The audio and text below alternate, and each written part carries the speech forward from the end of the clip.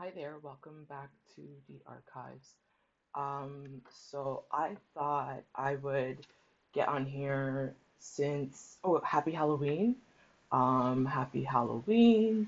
I think the Jays have a game tonight. I personally feel like with sport again, I haven't been keeping up, so I just try not to say anything. But I feel like with sports, if the Jays were to win tonight, it would just be too easy. You know what I mean? To build a little bit of momentum and suspense, I feel like probably the Dodgers would probably but don't they usually like tie it and then it builds up anticipation and momentum for the next game, which is and then the next game is like who wins? Again, I don't know. I would love for the Jays to win tonight. Um, but on that note, I've been thinking I wanted to come and jump on the bandwagon and share some book shares from Toronto authors, books that I have here that are written by folks who live in Toronto, have lived in Toronto, have influenced the culture. I've been thinking a lot about to be from Toronto is to be heavily influenced by Caribbean, specifically, I would say more so Jamaican culture, but overall in terms of the Caribbean. Toronto is very, very, very, very much heavily influenced by Jamaican culture. So I'm going to do two book shares. One in general, just some of my favorite Toronto artists, writers. Most of them are African or come from Caribbean influence. And then I'm going to do another one specifically with Jamaican writers and or Jamaican themes.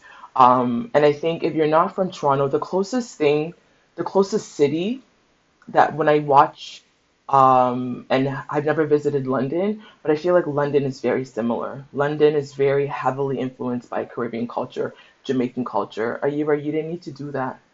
The way they speak, like man things, man them, like it's very London, which is very Toronto as well too.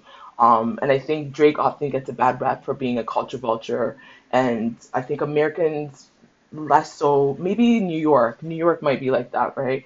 Um, if you go into parts of like Brooklyn, maybe there's a huge Caribbean Jamaican influence, but Toronto's very, very, very much influence how we talk, our lingo, a lot of era. Um, it's always going to give Caribbean. It's always going to give a little bit of Jamaican influence, right? That might be appropriation. You can call it for what it is, but if you are a black person born and or raised in Toronto in black community, there's no way you're escaping the Jamaican influence. There's no way you're escaping the Caribbean influence. If you're from Toronto and you don't have a little bit of culture vulture from Jamaican anything, then actually that's actually whitewashed, right? Because if you are from Toronto and you are in community with black people in Toronto, you can't escape. You can't escape the Jamaicans. You wouldn't even want to, right? You wouldn't want to. A lot of my friends have been Jamaicans or Caribbeans, right? Again, so I'm gonna start first with just Toronto in general, just to pick up the Blue Jays. We're gonna do. I thought I would start with the Black Feminists, an ode to the Black Feminists. This is Theorising Empowerment, Canadian Perspectives on Black Feminist Thought. It's edited by Dr. Notisha Massaquoi and Dr. Njoki Nathani Wane. Um, Notisha is Sierra Leonean Trinidadian. Influence Dr. Njoki Wane is Kenyan. Notisha used to be my boss. Njoki used to be she was on my supervisor. Njoki used to be a professor I used to have at University of Toronto. So this is for those who are into feminist texts that want to learn more about what Black feminist thought looks like on the ground in Toronto. This would be a good book to read. Theorizing Empowerment: Canadian Perspectives on Black Feminist Thought is a welcome addition to feminist theorizing in this country. The authors argue convincingly and beautifully for a Black feminism that is uniquely Canadian yet situated in a globalized transnational world, a feminism that looks to the future while respecting the past. The eloquent introduction and the chapters that follow speak to the challenges and accomplishments of Black women in Canada, and they challenge white women to join the urgent political project of extending feminist epistemology and strategies. The authors in this book do not ask for simple inclusion in the house of feminism, rather, they insist on rebuilding that house from the ground up. Um, oh, that was from Kari. So, let me see if I can read. There's a lot of different like I said, Notisha Massaquoi. You can find Joan Grant Cummings in here. I think Joan, from my understanding, is of Jamaican heritage. Naming myself an African Caribbean Canadian feminist is for me asserting all at once that I am in any location, political, social, cultural, geographic, and otherwise. It was this certainty that ensured my rootedness, tenacity, capacity, ability, and will to participate in the Canadian feminist movement, particularly as president of the National Action Committee on the Status of Women, Canada. Black women's histories, accomplishments, capacities, and abilities predate our history in Canada. So this is the foreword is by Joan Grant Cummings. You can find others in here. Yvonne Bob Smith, Jewel Amwa. Jewel is a Ghanaian Canadian. Charmaine Crawford, Roberta T. Timothy, so many different. Dr. Lana James. Lana is a Trinidadian, Tobago. So many different people. Dr. Wangari, Esther Terrell, another Kenyan. Yeah, so I'm learning to respect my elders, so I'm just going to leave it at that. Theorizing Empowerment, Canadian Perspectives on Black Feminist Thought. Another one, if you're looking to learn more about race in Canada and or Toronto and or Ontario,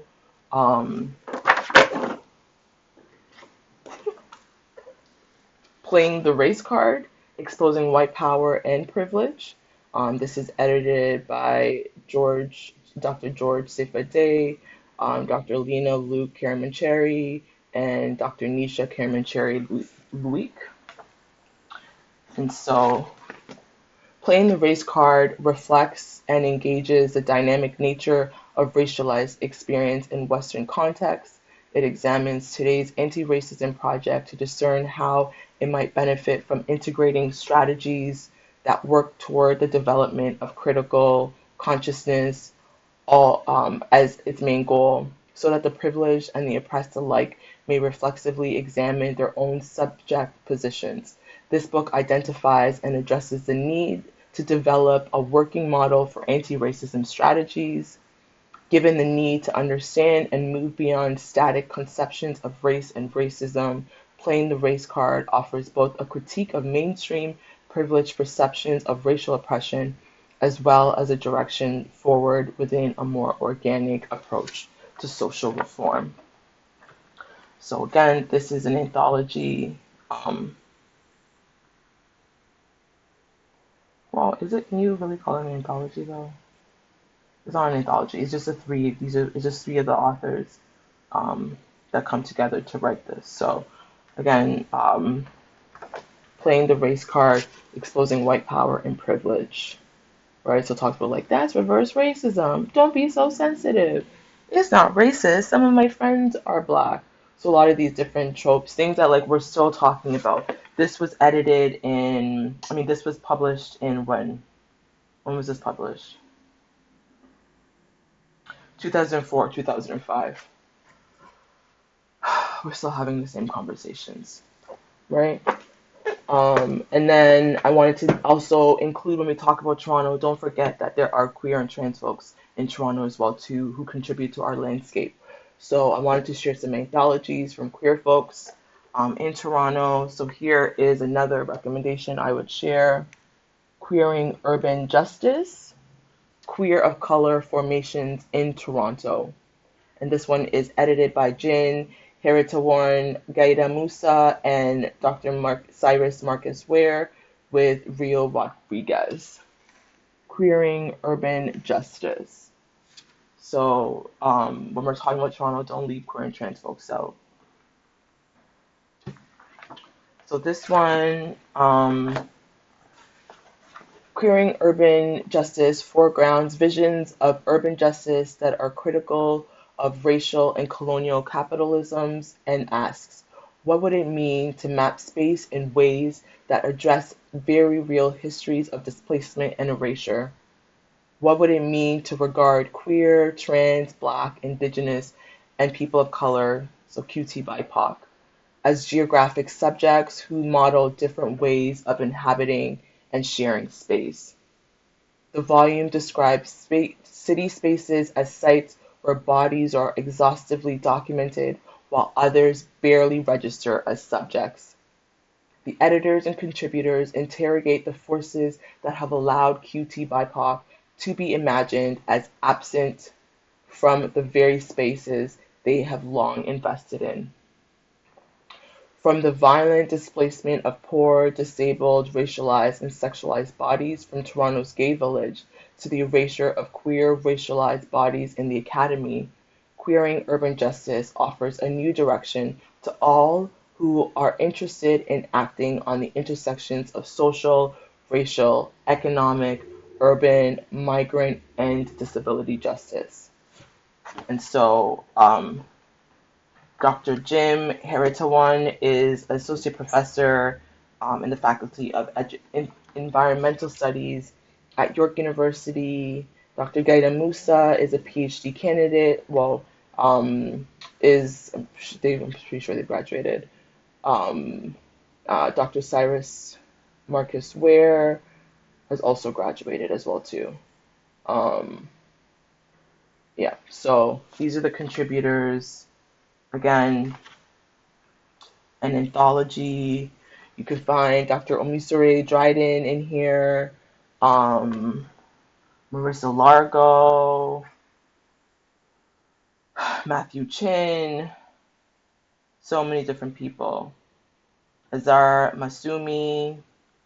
So don't forget, I just wanted to big up the queer folks in Toronto. And I'm going to do one more book share that's just in terms of, these are the books I have. These are copies I have here that are from Toronto, that center Toronto.